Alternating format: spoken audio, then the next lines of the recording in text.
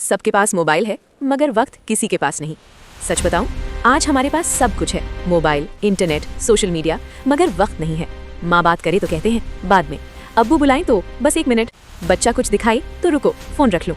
हम कहते हैं बस 5 मिनट मोबाइल देख लेता हूँ, और पता है क्या होता है?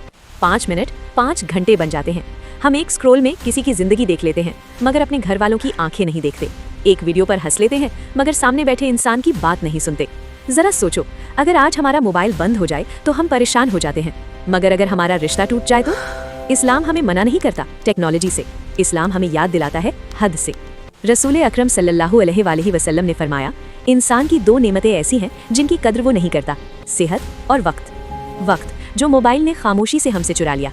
आज नियत करो, मोबाइल जेब में रखो, माँ बाप को वक्त दो, बच्चों से बात करो, अल्लाह के लिए वक्त निकालो, क्योंकि स्क्रीन पर गुजारा हुआ वक्त वापस नहीं आता, मगर अल्लाह और इंसान को दिया गया वक्त दोनों जगह काम आता है। सोचो, आज फोन ज्यादा जरूरी है या वो रिश्ता जो खामोश बैठा तुम्हें देख रहा है?